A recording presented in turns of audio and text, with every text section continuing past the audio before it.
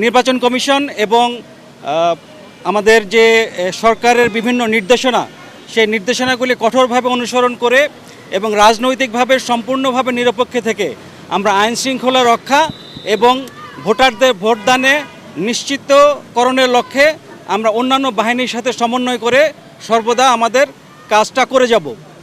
নিশ্চিত নিরাপত্তা নিশ্চিতকল্পে আমাদের বিভিন্ন স্থানে তল্লাশি কার্যক্রম অলরেডি চালু হয়েছে, আপনারা দেখতে পাচ্ছেন পিছনে। এছাড়াও ডগ স্কোয়াড বিভিন্ন স্থানে ঝুঁকি বিবেচনায় স্থাপন করা হয়েছে এবং আমাদের বিভিন্ন স্থানে টহল কার্যক্রম বৃদ্ধি করা হয়েছে।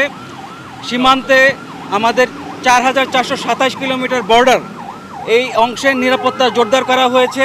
বিভিন্ন সংখ্যক টহল, গোয়েন্দা নজরদারি বহুলাংশে বৃদ্ধি করা হয়েছে এবং আমাদের বিভিন্ন উদ্ভূত পরিস্থিতি মোকাবেলায় র্যাপিড অ্যাকশন টিম এবং কুইক রিঅ্যাকশন ফোর্স প্রস্তুত রয়েছে। এছাড়াও বিভিন্ন ডিজিটাল সেন্সর যেমন drone, body on camera, CC camera, পুলিশের বিভিন্ন জায়গায় সিসি ক্যামেরা ইত্যাদি বিভিন্ন জিনিস সমন্বয়ের মাধ্যমে আমরা আমাদের কার্যক্রমকে যেন আর গতিশীল করতে পারি সেভাবে আমরা কাজ করে যাচ্ছি।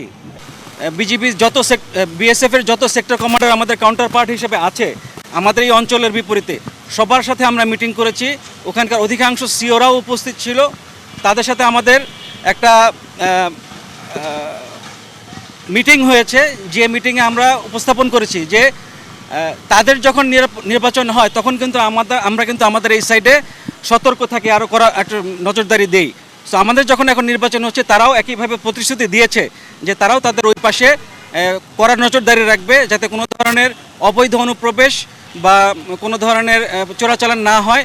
এবং সীমান্ত হত্যার ব্যাপারে আমরা তাদেরকে বারংবার, শুধু একবার না বারংবার আমরা তাদেরকে বিষয়টা অবহিত করেছি যে কোনোভাবেই যেন সীমান্ত হত্যা না হয় এবং কোনো ধরনের পরিস্থিতি যদি হয় এরকম আমাদেরকে জানাতে আমরা নিজেরা গিয়ে তাদেরকে সহযোগিতা করব, যাতে কোনো ধরনের বর্ডার কিলিং না হয়। যে ব্যক্তিটা ওখানে গিয়েছে, ওই পাশে গিয়েছে, তাদেরকে সন্দেহভাজন মনে হচ্ছে তারা গুলি করার জন্য, তারা কিন্তু তাদেরকে ধরতে পারে। তারা ধরতে আমাদের কাছে যদি হ্যান্ড ওভার করে আমরা আমাদের দেশের নিয়ম অনুযায়ী আমরা কিন্তু কার্যকরী ব্যবস্থা গ্রহণ করতে পারি। সো আমরা এই কাজগুলি এই কথাগুলি তাদেরকে অবহিত করেছি, তারা আশ্বাস দিয়েছে যে তারা এটা মেনটেন করবে। রংপুর, কুড়িগ্রাম, লালমনিরহাট এবং গাইবান্ধা, এই 4টি জেলায় রংপুর সেক্টরের বিজিবি সদস্যরা মোতায়েন থাকবে। এখানে সিটি কর্পোরেশন সহ 27টি উপজেলা রয়েছে। এই 27টি উপজেলার মধ্যে 26টি বেস ক্যাম্প করে আমাদের 74টি প্লাটুন এখানে মোতায়েন থাকবে। অলমোস্ট 3,000-এর কাছাকাছি জনবল এখানে মোতায়েন থাকবে।